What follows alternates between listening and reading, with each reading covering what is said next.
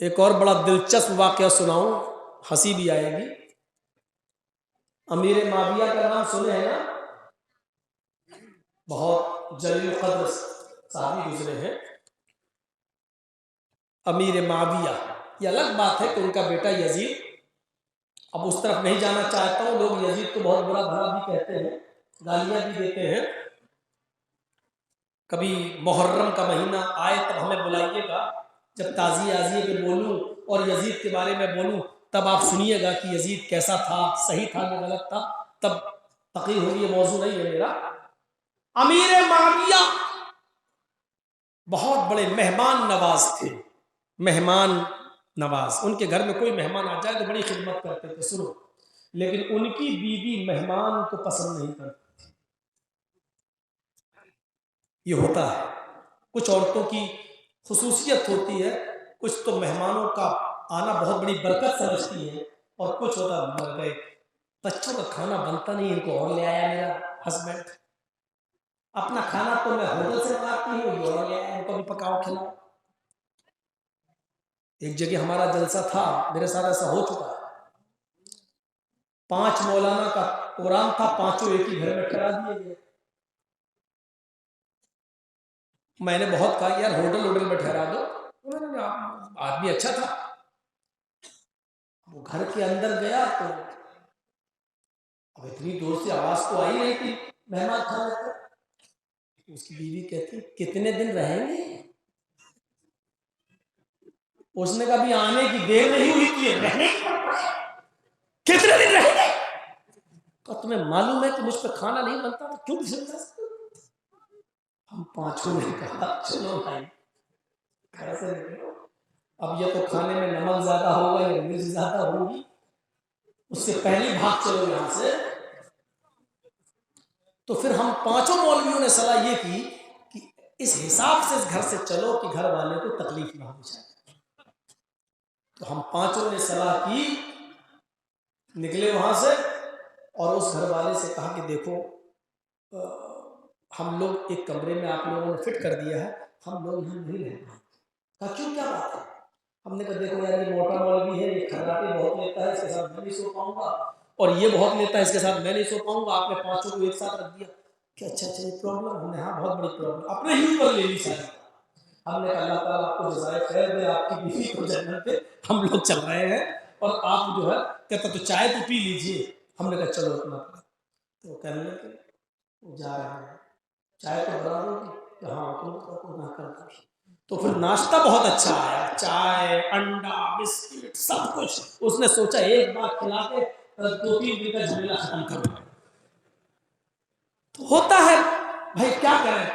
تو مولانا کوئی پریشانی تو نہیں ہے؟ دیکھیے اب ہم نے کہا نہیں آپ کا گھر ماشاءاللہ بہت اچھا ہے، لیکن مولوی سے ہمیں سونے نہیں دیں گے، کھراٹے لیں گے، ہمیں نیند نہیں آئے گی۔ ہاں ہمارے پاس ایک ہی روم ہے، باہر والا، کوئی بات نہیں، ہوٹل میں چلے گئے۔ اس آدمی کو آج تک اس کو نہیں معلوم ہو، ہم لوگوں نے ظاہر نہیں ہونے دیا۔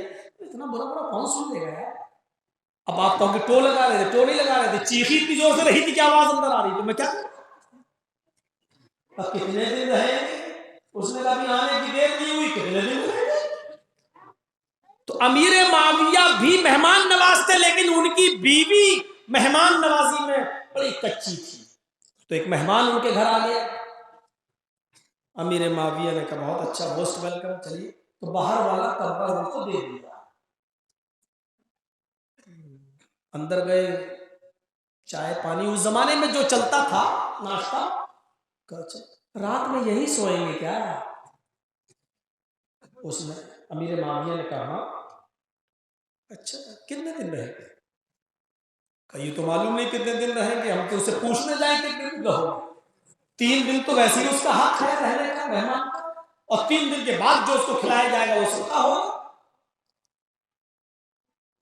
اچھا ٹھیک ہے، لیکن بیوی نے سوچا کہ ایسی کوئی پلاننگ کروں کہ میرے ہسبینڈ اس کو خود ہی بھگا دے گھر سے۔ پلاننگ، عورتوں کی پلاننگ بڑی خطرناک ہوتی ہے، موقع بد دو پلاننگ کرنے کا، اگر پلاننگ کرنے پہ آ جائیں تو آپ کو پتہ بھی نہیں چلے۔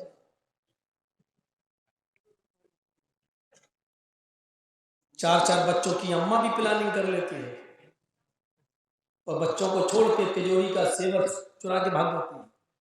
बच्चे तेरे तू सवाल हम जा रहे हैं अपने आशिक के साथ।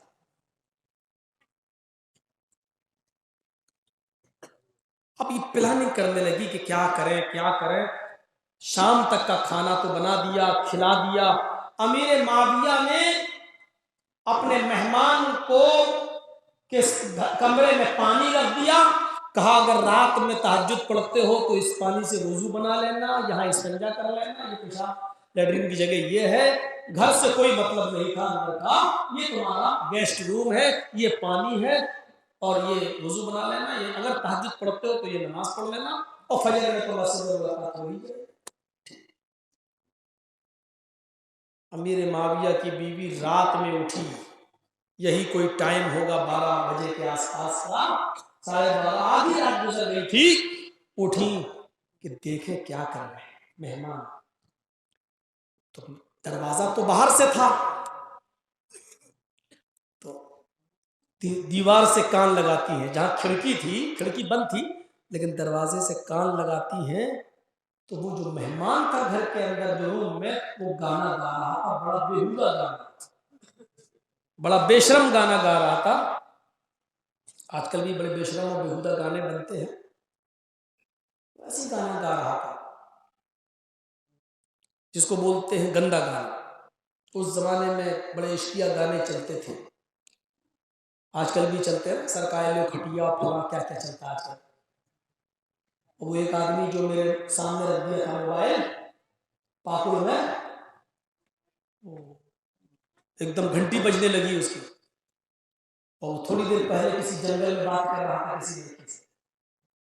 देख मौलाना रात के 12 बजे और मैं देख रहा हूँ कि जंगल में हो सकता अपने घर बात कर रहा हो। नहीं, गुमान है, बदगुमानी नहीं की मैंने।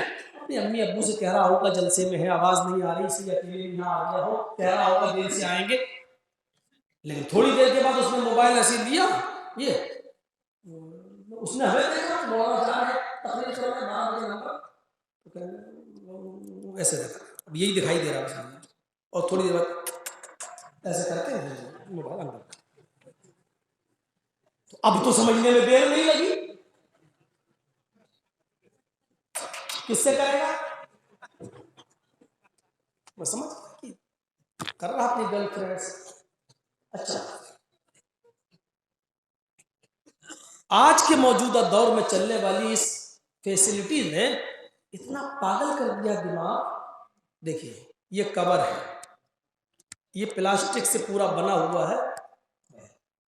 अब वो इसको होंठ पे लगा रहा है, वो गधा समझ रहा है कि मैं लड़की को चूम रहा हूं, हालांकि वो प्लास्टिक के डब्बे को चूम रहा है। लेकिन खोपड़ी खराब कर दी, दिमाग खराब है, वो सोच रहा है कि हम उसको चूम रहे हैं। अबे तू उसको चूम नहीं रहा, तू देख भी नहीं रहा है, तू प्लास्टिक के डब्बे को चूम रहा है जिसको एक दिन में पता नहीं कितने लोग छूते हैं, तू उसको चूम रहा है। लेकिन तेरी खोपड़ी में लड़की घुसी है तो कोई क्या करे। अब वो आया और आने के बाद आगे भी बैठ गया जैसे ये सब, और मेरे मोबाइल अब रिकॉर्ड पे लगा के मेरे मेज पर रख दिया ऐसा। मैंने कहा ये तो वही लड़का है। फिर मैंने सोचा जलसा खत्म होगा तो ये मोबाइल में जिम में उठा लूंगा और कमरे में अकेले ले जाकर इसको समझाऊंगा कि यार ऐसा मत किया। वो इतना मौका ही नहीं आया। 1 घंटा जब मेरी तकरीर हो गई तो उसका फोन आना शुरू हो गया। फिर चाइना का मोबाइल था, तेज आवाज थी और उसमें गाना फिट था रिंगटोन में, और हम कह रहे हैं अल्लाह के नबी ने फरमाया, इधर मोबाइल में आवाज तेरी आंखें झुकी झुकी, इधर मोबाइल में आवाज तेरी आंखें झुकी। मैं तो कह रहा हूं अल्लाह के नबी ने फरमाया इसकी आंखें झुकी झुकी। देखा तो ये मोबाइल हजरत मोबाइल साहब बोल रहे। मैंने कहा ये क्या, कहां से आवाज आ रही? वो लड़का उठा, जल्दी से मोबाइल पकड़ा और भागा। और मैंने भी कहा वाह मेरे दोस्त, आज तो तुमने ऐसा गाना सुना दिया कि मौलाना जर्जीस के तो कान ही तरस गए थे ऐसा गाना सुनने के लिए। बहुत बहुत शुक्रिया तुम्हारा। और वो बेचारा मारे शर्म के फिर बैठा ही नहीं, भाग गया। बाद में सुना कि नहीं सुना, पीछे वो समझाने का मौका ही नहीं दिया। तो ये गाने हैं, آنکھیں جھکی جھکی. یہ تو پھر بھی تہذیب والا گانا ہے. اور وہ کیسے کیسے گانے آج کل بن رہے ہیں. تو وہ امیر معاویہ کا مہمان بھی گانا گا رہا تھا. امیر معاویہ کی بیوی کو مل گیا لوز پوائنٹ. اپنے شوہر کے پاس آتی ہیں, اے اٹھو اٹھو, کیا ہے, مجھے فجر میں اٹھنا تم اٹھا رہی کیا, دیکھو کون سا مہمان لے کے آئے, کیا ہوا, ارے ادھر آؤ نا, کیا ہوا, ارے آؤ تو پہلے. پکڑا, چلو کھینچ کے لے گئے. سنو کھڑکی سے کہا, سن سنو. امیر معاویہ نے کہا, ارے سنو تو, نا کیوں سنو, کہاں بڑا گندا گانا گا رہا. بیوی کے سامنے بھی اس کو سنا نہیں جا رہا ہے. امیر معاویہ نے کہا, تم یہاں کیا کر رہی ہو؟ کہا, تمہیں بتانے آئی, دیکھو کس کو رکھ لیا تم نے گھر میں. پکڑا ہاتھ, کھینچ کے لے گئے. چپ, سو یہاں. تو رات میں جاگ رہی تھی اس کی کمی پکڑنے کے لیے, آج تک میرے لیے اتنا نہیں جاگی, اس کے لیے جاگی.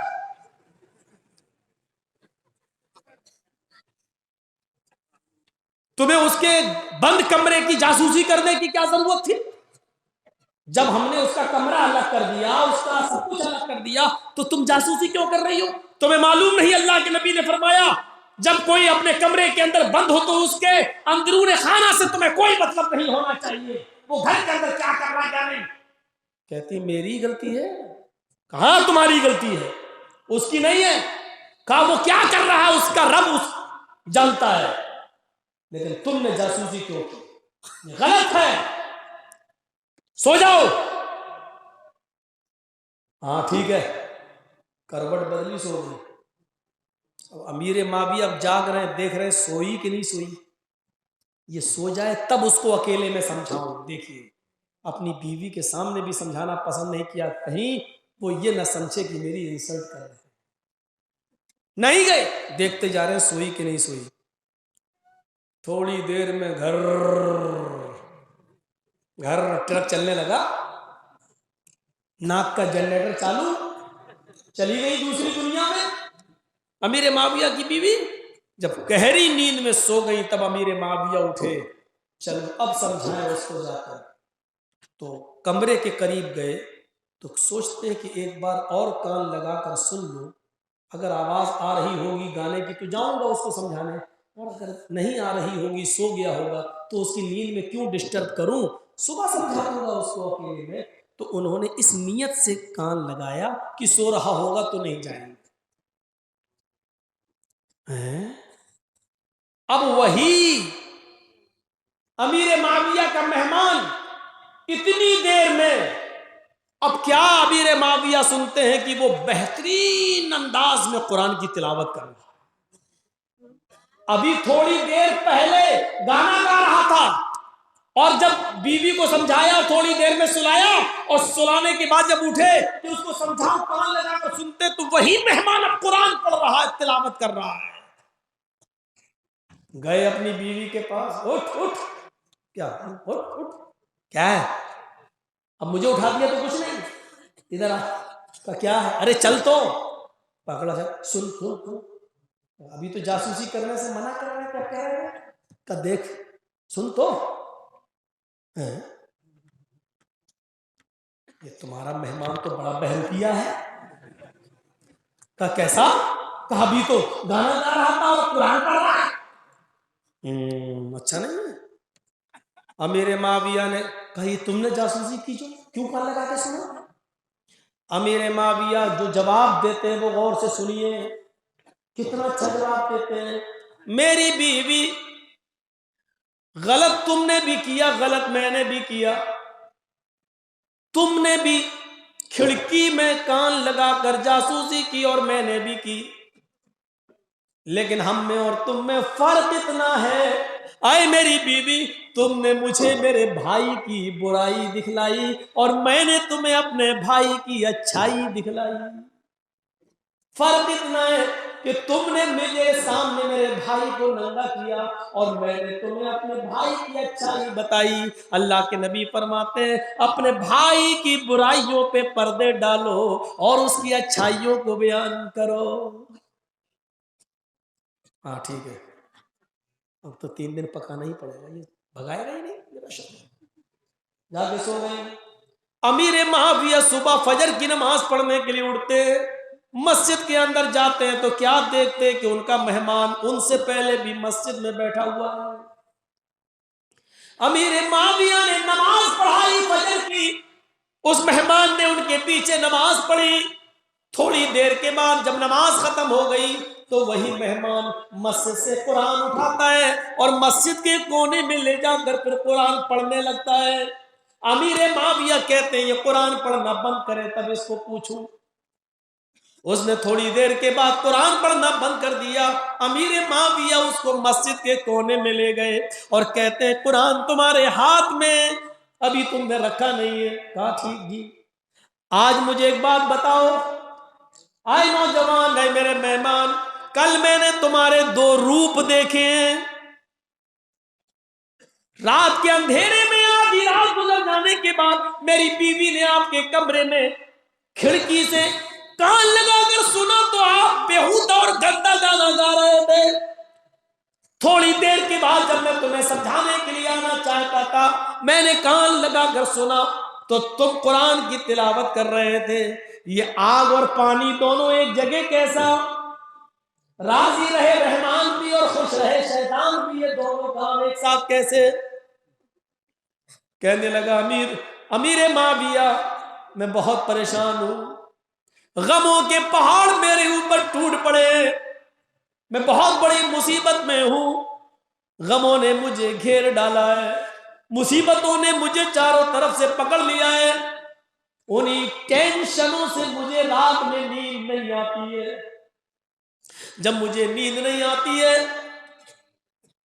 تو پھر میں گانا گانے لگتا ہوں اور میرا دماغ کام نہیں کرتا، میرے دل میں جو جو گانے آتے ہیں وہ میں گانے لگتا ہوں۔ پھر اچانک میرے دل میں کل رات میں خیال آیا، اے امیر معاویہ کے مہمان، تو جو گانا گا رہا ہے اس سے تیری زندگی کو سکون نہیں ملے گا۔ قرآن تو کہتا ہے الا بذکر اللہ تطمئن القلوب، اگر تمہیں اپنے دلوں کا اطمینان چاہیے تو قرآن کا ذکر کرو، اللہ کا ذکر کرو، قرآن کی تلاوت کرو۔ جب میرے سامنے قرآن کی آیت آئی تو پھر میں نے وضو بنایا اور قرآن کی تلاوت کرنے لگا۔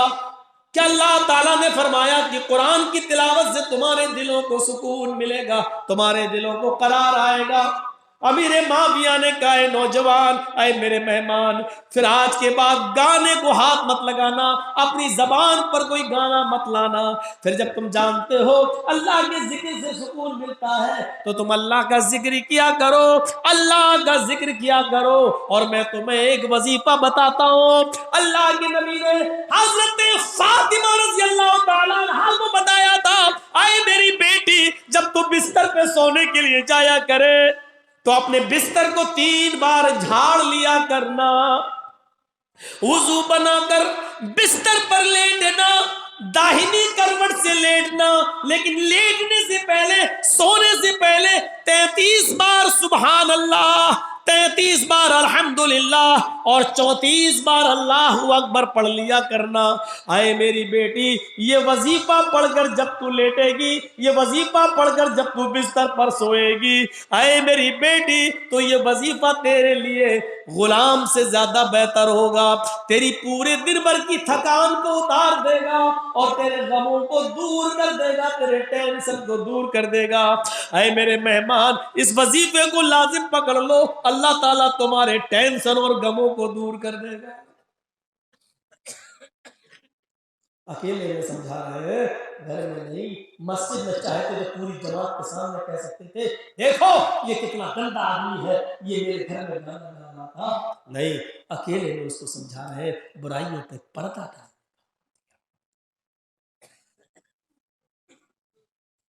حضرت عمر فاروق کے پاس ایک بوڑھا آدمی آتا ہے، کہتا امیر المومنین ایک مسئلہ ہے، بتائیں گے؟ کہا کیا؟ کا مسئلہ یہ ہے کہ میری بیٹی بہت چھوٹی تھی، 4-5 سال کی، اس وقت میں اسلام لایا، اور اسلام لانے کے بعد میری بیٹی بھی اسی وقت اسلام لائی، ہم دونوں اسلام لے آئے، میری بیٹی میرے ساتھ 4 سال کی عمر میں اسلام لے آئی۔ میری بیٹی جب بڑی ہو گئی، بالغ ہو گئی، 15-16 سال کی ہو گئی، امیر المومنین بالغ ہو جانے کے بعد میری بیٹی ایک گناہ کر چکی، ایک گناہ کر بیٹھی، اور بالغ ہو جانے کے بعد اس سے زنا ہو گیا۔ سنیے، عبرت ملے گی۔ ایک دوسروں کو ننگا کرنے والوں، ایک دوسروں کی ماں بہن بیٹیوں کی عزت کو اچھالنے والوں، سنو، امیر المومنین میری بیٹی سے زنا کا صدور ہو گیا۔ میں جب گھر گیا، زنا کرنے کے بعد میری بیٹی بہت پچھتائی کہ میں کیا کر بیٹھی، یہ مجھ سے کون سی غلط حرکت ہو گئی، افسوس ہوا اس کو۔ میں گھر میں گھسا تو میں نے دیکھا کہ میری بیٹی کچن میں، اس نے چھری اپنے ہاتھ میں لے لیے اور وہ چھری سے اپنا ہاتھ کاٹ رہی ہے، اپنے پیر پہ چھری مار رہی ہے، اس نے اپنے سینے پر بھی چھری مار رکھی ہے، پھر اس نے اپنی گردن پر چھری رکھنے ہی والی تھی کہ اتنے میں میری نظر پڑ گئی۔ میں بھاگتا ہوا گیا اور اس کے ہاتھ کو پکڑ کے اس کی چھری کو زمین پر پھینکا۔ میں نے کہا میری بیٹی یہ کیا کر رہی ہو، میں نے تمہیں کبھی کوئی تکلیف نہیں ہونے دی، تمہاری زبان سے جو لفظ نکلا میں نے پورا کر دیا، پھر کیا بات ہے؟ کہنے لگی میرے ابو مجھ سے بہت بڑا گناہ ہو گیا ہے، میں اس دنیا میں جینا نہیں چاہتی ہوں، مجھے مر جانے دو۔ امیر المومنین، میں نے اس سے پوچھا بیٹی میں تیرا باپ ہوں، اگر کوئی غلطی ہوئی ہے، گناہ ہوا ہے تو اللہ سے توبہ کر، وہ غفور الرحیم ہے، بتا کیا غلطی ہوئی؟ کہنے لگی ابو مجھ سے زنا کا صدور ہو گیا ہے، میں زنا کر بیٹھی ہوں۔ امیر المومنین زنا کا لفظ سنا تو میرے پیروں کے نیچے سے زمین سرک گئی۔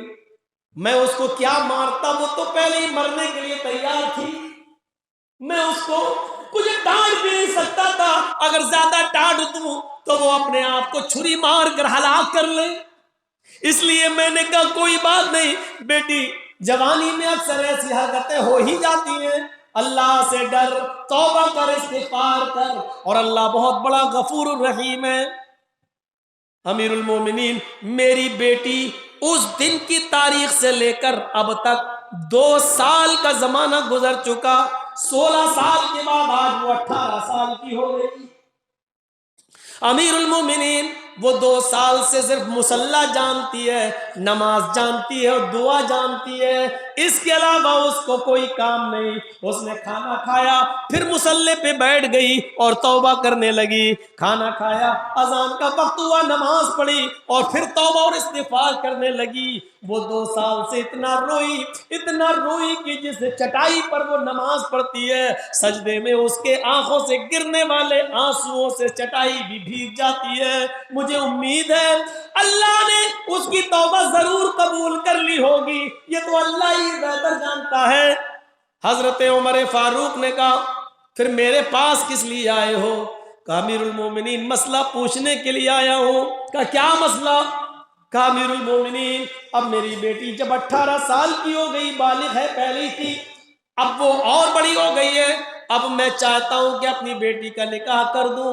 میری بیٹی کے ساتھ رشتہ آیا ہے، ایک بہت دیندار نیک لڑکا ہے، اس نے میری بیٹی کی عبادت کو دیکھا ہے، وہ میری بیٹی کی دعا اور استغفار کو دیکھ چکا ہے، وہ میری بیٹی کے نماز پڑھنے کو دیکھ چکا ہے، وہ میری بیٹی کو بہت نیک سمجھ کر اس نے نکاح کا پیغام بھیجا ہے۔ امیر المومنین میں نہیں چاہتا کہ اس لڑکے کا پیغام ٹھکراؤں، میں چاہتا ہوں کہ میں اپنی بیٹی کا نکاح اس لڑکے کے ساتھ کر دوں۔ تو پھر تم کو کس نے روکا؟ حضرت عمر نے پوچھا جب لڑکا نیک ہے تو پھر تمہیں کون منع کر رہا ہے؟ امیر المومنین مسئلہ یہ پوچھنا چاہتا ہوں کیا کہ اس لڑکے کو میں اپنی بیٹی کا پرانا والا واقعہ بتاؤں یا نہ بتاؤں؟ میری بیٹی 2 سال پہلے جو زنا کر بیٹھی ہے، میں زنا والی بات اس لڑکے سے کہوں یا نہ کہوں؟ امیر المومنین، اگر میں نے اپنی بیٹی کا نکاح بغیر بتائے اس سے کر دیا اور اصلیت نہیں بتائی، یہ نہیں بتایا کہ میری بیٹی فلاں فلاں کے ساتھ زنا کر چکی ہے، اگر میں نے یہ نہیں بتایا اور نکاح کر دیا تو ڈر ہے اس بات کا قیامت کے دن اللہ تعالیٰ کے یہاں مجھے اس کا جواب نہ دینا پڑے، جب تیری بیٹی سے زنا ہو گیا تھا تو تو نے اس لڑکے کو دھوکہ کیوں دیا؟ جانتا تھا پھر بھی تو نے اپنے لڑکی کے عیب کو اس کے سامنے کیوں نہیں رکھا؟ اس کی مرضی ہوتی تو کر لیتا، نہیں ہوتی نہیں کرتا۔ اگر نہیں بتایا، چپکے سے کر دیا، تو ڈرتا ہوں اللہ کے یہاں کل قیامت کے دن میری گرفت نہ ہو جائے، اور اگر بتا دیتا ہوں تو ڈرتا ہوں لڑکا میری بیٹی کی اس برائی کو سن کر کہیں رشتے سے انکار نہ کر دے، نکاح نہ چھوڑ دے۔ میں کیا کروں؟ اگر بتاتا ہوں تو نکاح چھوڑنے کا ڈر، نہیں بتاتا ہوں تو قیامت کے دن باز پرس کا اور اللہ کی حساب کتاب دینے کا ڈر، میں کیا کروں؟ حضرت عمر فاروق نے اپنے کمر سے کوڑا نکالا، ادھر کھڑا ہو، اس کو وہاں کھڑا کیا اور 5 کوڑے اس بوڑھے کو، اس لڑکی کے باپ کو 5 کوڑے مارے، وہ 5 کوڑے جھیل جاتا ہے، کہتا امیر المومنین آپ کا یہی رویہ رہا، آپ کا یہی سلوک رہا تو آپ سے لوگ مسئلہ پوچھنے بھی نہیں آئیں گے، پھر گناہ میں پڑتے رہیں گے۔ آپ نے مسئلہ پوچھنے والے کو ہی کوڑا مارا ہے۔ حضرت عمر نے جو جواب دیا وہ سنیے، حضرت عمر نے جو جواب دیا وہ سنیے، میں نے یہ کوڑا اس لیے نہیں مارا کہ تو نے مسئلہ پوچھا ہے، میں نے یہ 5 کوڑے اس لیے مارے ہیں، جب تیری بیٹی کے زنا کی بات تجھے اور تیری بیٹی کے علاوہ جب کسی کو نہیں معلوم تھی تو تو نے مجھے کیوں بتائی؟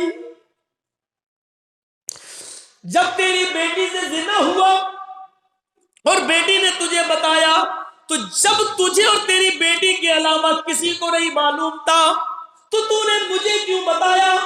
کیا تجھے معلوم نہیں کہ اللہ کے نبی نے فرمایا کہ عیب پر پردہ ڈالو؟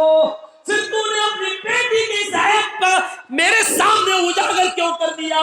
اس لیے میں نے تجھے کوڑے مارے۔ اب سن مسئلے کا جواب، یہ بات تو جانتا ہے، تیری بیٹی جانتی ہے اور میں جانتا ہوں، بس اگر کسی چوتھے کو اس کا علم ہوا تو میں تجھے کوڑے ماروں گا۔ اور کان کے پردے کھول کر سن، قرآن کے اندر اللہ تعالیٰ نے فرمایا ہے، کیا تو نے یہ آیت نہیں پڑھی ہے؟ التائب من الذنب کمن لا ذنب لہ، جو اپنے گناہ سے توبہ کر لے، التائب من الذنب، جو اپنے گناہ سے توبہ کر لے، کمن لا ذنب لہ، تو ایسا ہو جاتا ہے جیسے اس نے کوئی گناہ کیا ہی نہیں ہے۔ جب کوئی اپنے گناہ سے توبہ کر لے پھر وہ اس گناہ کو دوبارہ نہ کرے تو وہ ایسا ہو جاتا ہے جیسے اس نے کوئی گناہ ہی نہیں کیا۔ تیری بیٹی 2 سال سے توبہ کر رہی ہے، وہ ایسی ہو گئی ہے جیسے اس نے گناہ ہی نہیں کیا۔ جب اللہ نے تیری بیٹی کے عیب پر پردہ ڈال دیا، جب اللہ نے تیری بیٹی کے عیب کو چھپا لیا، جب اللہ نے تیری بیٹی کے عیب کو چھپا لیا تو پھر تو کون ہوتا اپنی بیٹی کے عیب کو بتانے والا؟ سن، اس دیندار لڑکے سے چپکے سے اپنی بیٹی کا نکاح کر دے اور اس کو بتانے کی کوئی ضرورت نہیں، خاموشی کے ساتھ نکاح کر دے، اپنی بیٹی کے عیب کو چھپا لے، کیونکہ تیری بیٹی نے توبہ کر لی ہے اور مجھے امید ہے کہ اللہ تعالیٰ نے اس کو معاف ضرور۔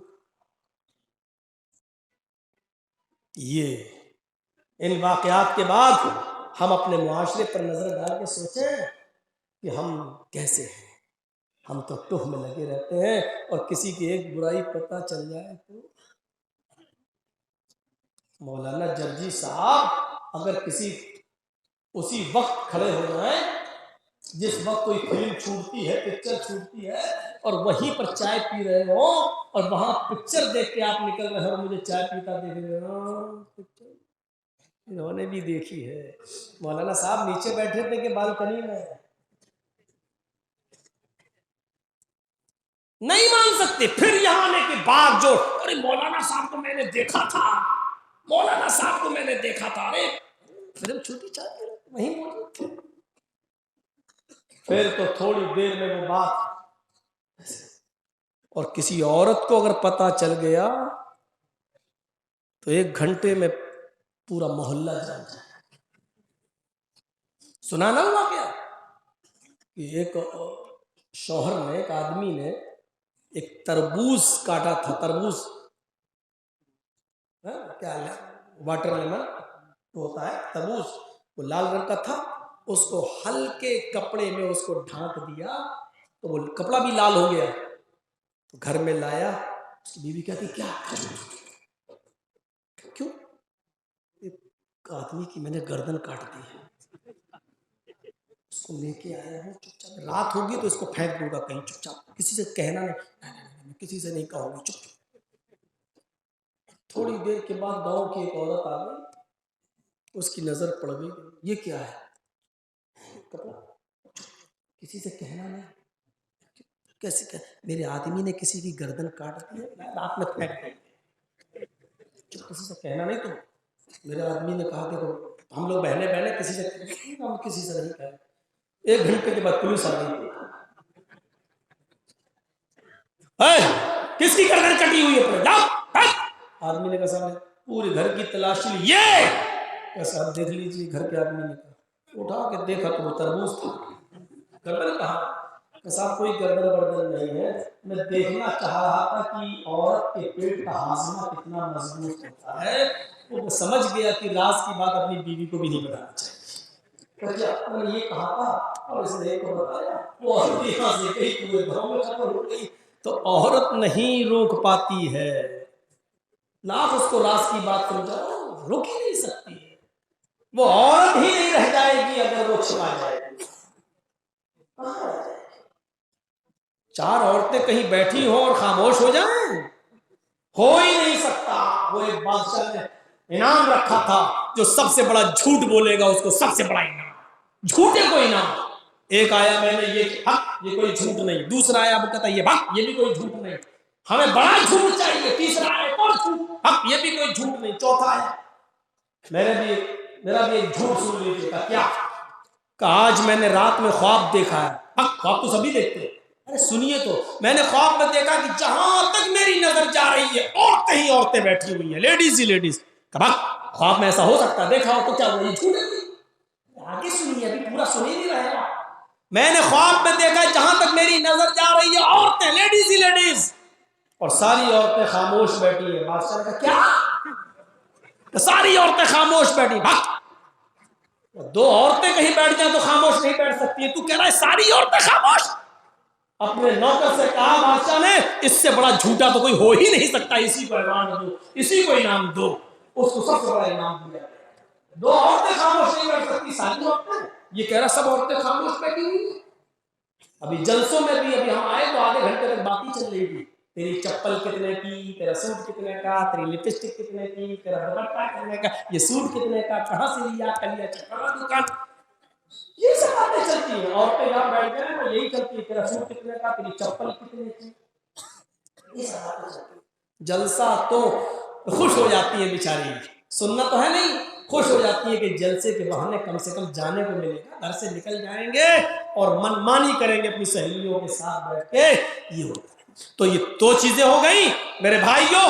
ایک چیز اور، وَلَا يَغْتَبْ بَعْضُكُمْ بَعْضًا، بدگمانی مت کرنا، دوسری چیز جاسوسی مت کرنا، اور تیسری چیز وَلَا يَغْتَبْ بَعْضُكُمْ بَعْضًا، اور کوئی تم میں سے کسی کی غیبت نہ کرے۔ غیبت کیا ہے؟ غیبت کی 3 قسمیں ہوتی ہیں، سنیے۔ امام حسن بصری رحمۃ اللہ علیہ نے کہا غیبت کی 3 قسمیں ہوتی ہیں، پہلی غیبت، دوسری افک، تیسری بہتان۔ غیبت کیا ہے؟ غیبت کیا ہے؟ ہم کسی کے اندر کوئی برائی دیکھیں، سنو، غیبت کیا ہے؟ ہم کسی کے اندر کوئی برائی دیکھ لیں اور اس برائی کو اس آدمی کی غیر موجودگی میں اس کے پیٹھ کے پیچھے دوسرے لوگوں سے بیان کریں، یہ ہے غیبت۔ برائی تو ہے، شراب پیتا کوئی، ہمیں معلوم ہے شراب پیتا ہے، ہم اس کے سامنے نہیں لیکن اس کے پیٹھ کے پیچھے غیر موجودگی میں کسی دوسرے کے سامنے اس کو بیان کریں، یہ کیا ہے؟ غیبت۔ غیبت کی دوسری قسم ہوتی ہے افک۔ इफ्क किसको कहते हैं? हमने देखा नहीं है शराब पीते हुए, हमने देखा नहीं है जुआ खेलते हुए, हमने देखा नहीं किसी लड़की को किसी लड़के के साथ बात करते हुए, लेकिन हमें किसी ने बताया और हमने उसकी बात को आगे बढ़ा दिया बगैर तहकीक किए हुए, बगैर बात को सोचे समझे। किसी ने हमसे कहा कि मैंने देखा और हमने उसकी तहकीक नहीं की और उसको आगे बढ़ा दिया, देखो फला की लड़की ऐसी। यह इफ्क बगैर तहकीक के सुनी हुई बात को आगे बढ़ा देना। और एक है बहतान, एक है बहतान, ये तीसरी किस्म की बात की बहतान। बहतान क्या है? आप शराब पीते नहीं है लेकिन मैं ये कहूं कि फला आदमी बहुत बड़ा शराबी है। आप जुआ खेले नहीं है लेकिन मैं ये कहता हूं कि फला आदमी ने जुआ खेलते हुए मैंने देखा। ये है बहतान, इल्जाम लगाना। ये क्या है? इल्जाम लगाना। मैंने किसी लड़की को देखा नहीं किसी लड़के के साथ बात करते हुए, लेकिन हम ये कहें कि फला की लड़की बहुत बिगड़ी हुई है, मैंने उसको फला के साथ बात करते हुए देखा है, जबकि देखा नहीं है। यह है इल्जाम। ये तीनों चीजें गीबत कहलाती हैं। पहली चीज, कोई बुराई है लेकिन हम उसके पीठ के पीछे कह रहे हैं तो ये भी गुनाह। कोई बुराई है या नहीं हमें नहीं मालूम, लेकिन हमें किसी ने बताया, उसको हमने बगैर तहकीक के हुए आगे बढ़ा दिया, ये भी गुनाह। और तीसरा, कोई बुराई है ही नहीं उसके अंदर और हम उसके बारे में उल्टा सीधा कह रहे हैं, उस पर इल्जाम लगा रहे हैं, ये भी गुनाह, ये भी गुनाह। इल्जाम लगाने वाले की सजा बहुत सख्त है इसमें, और वो क्या है? उसको 80 कोड़े मारे जाए। इल्जाम लगाने वाले की सजा बहुत बड़ी है, 80 कोड़े। किसी के अंदर कोई चीज है ही नहीं और आप उसको बदनाम कर रहे हैं। हमारी माँ बहन बेटी गलत नहीं और आप उसको गलत कह रहे हो, साबित हो जाए कि आदमी गलत इल्जाम लगाया है, जिना की तौबत गलत, उस आदमी को 80 कोड़े मारे जाएंगे, 80 कोड़े। एक बात याद रखिएगा, अगर कोई लड़का और लड़की को जिना करते हुए आपने पकड़ लिया, इसके बावजूद भी आप उसकी बुराई नहीं कर सकते हैं। कुरान कहता है कि 4 गवाह लाओ, 4 गवाह। मौलाना जर्जीस ने एक लड़के को, एक लड़की को अपनी आंखों से देखा, कपड़े उतारे हुए जिना करते हुए, अपनी आंखों से देखा है। समाज में क्या जर्जीस साहब गवाही दे रहे हैं, अल्लाह की कसम, लाओ कुरान मेरे हाथ में दे दो, मैं कुरान उठाकर कसम खा रहा हूं कि इन दोनों को जिना करते हुए देखा है। समाज का जिम्मेदार आदमी कहेगा जर्जीस साहब की गवाही पर उसको सजा नहीं दी जाएगी। जर्जी साहब, कुरान कहता है कि 4 गवाह लाओ, ये कोई मामूली काम नहीं है, 4 गवाह पेश करो। जर्जी साहब ने कहा मैंने अकेले देखा है, 4 गवाह नहीं है। अब समाज के चौधरी की जिम्मेदारी है कि जर्जी साहब ने अपने आंखों ही से क्यों न देखा हो, लेकिन 4 गवाह नहीं पेश किया। अब वो चीज बहतान मानी जाएगी, इल्जाम माना जाएगा। अब लड़के और लड़की को कोड़े नहीं मारे जाएंगे, बल्कि जर्जी साहब को 80 कोड़े मारे जाएंगे, क्योंकि ये 4 गवाह पेश नहीं कर सके। मामूली बात नहीं है किसी लड़के और लड़की की इज्जत को छालना, देखने के बावजूद चुप रहो। अगर 4 नहीं है तो चुप रहो, अगर बोल दिया और 4 गवाह पेश नहीं कर सके, चाहे तुम सच्चे ही क्यों ना हो, तो ही 80 कोड़े मारे जाएंगे। 2 लोगों ने देखा और दोनों गवाही दे रहे हैं, साहब मैंने देखा है, लेकिन 4 लाओ, नहीं लाए तो दोनों को 80-80 मारे। चाहे वो कितने बड़े सच्चे हो, कुरान उठाकर कसम खाए फिर भी नहीं मानी जाएगी। तहदीद मुतय्यन कर दी, 4 गवाह लाओ। जाहिर बात है न लड़की 4 के सामने गलत काम करेगी, न तुम लाओगे, न नंगा करने का तुम्हें हाथ है, क्योंकि ये काम तो अकेले में किया जाता है। अकेले में किया वो जाने, उनका रब जाने तुम कौन होते हो। अगर तुमने अकेले देखा तब भी खामोश रहो, उनको तौबा करने का मौका दो। 2 ने देखा तब भी खामोश रहो, उनको तौबा करने का मौका दो। 3 ने देखा, 3 की भी नहीं मानी जाएगी। समाज का चौधरी कह रहा 3 ने देखा, लाओ लड़की को, नहीं। 3 कसमें खा रहे हैं कि हमने देखा, नहीं। 4 लाओ, 3 कह रहे हैं और 4 वो नहीं ला सके, तो उन तीनों को 80-80 कोड़े मारने चाहिए। हाँ, اگر 4 نے دیکھا اور 4 نے گواہی دی تب پھر لڑکے اور لڑکی کو سزا دی جائے گی. اگر وہ شادی شدہ ہے تو پتھروں سے مار مار کے ختم کر دیا جائے گا. لڑکا شادی شدہ ہے اور لڑکی کنواری تو لڑکے کو پتھروں سے مار مار کے ختم کر دیا جائے گا اور لڑکی کو 100 کوڑے مار کر 1 سال کے لیے شہر سے نکال کر دوسرے شہر میں بھیجا جائے گا. لڑکی شادی شدہ ہے اور لڑکا کنوارا تو لڑکی کو پتھروں سے مار مار کے ہلاک کر دیا جائے گا اور لڑکے کو 100 کوڑے مار کر 1 سال کے لیے شہر سے الگ کر دیا جائے گا. فرق اتنا ہے دونوں شادی شدہ ہیں تو دونوں کو پتھروں سے مارا جائے گا. فرق کیا ہے؟ لڑکے کو کھلے عام میدان میں دوڑا دوڑا کے مارا جائے گا اور لڑکی کو سینے کے برابر زمین میں گاڑ کے صرف اس کے سر پہ پتھر مار کے اس کو مارا جائے گا. یہ کوئی معمولی سزا نہیں ہے. کرتی رہتی ہوں ایکسکیوز می اور معاملہ پہنچ جاتا ہے ہوٹل تک. اگر اس کی سزا کے بارے میں سوچ لیا جائے تو روح کانپ جاتی ہے. پتھر ایک پتھر پڑے گا سر پہ وہی نانی کا دودھ یاد آ جاتا ہے. ہاں جس کو ہم نے معمولی کام سمجھ رکھا ہے. اتنا تھا.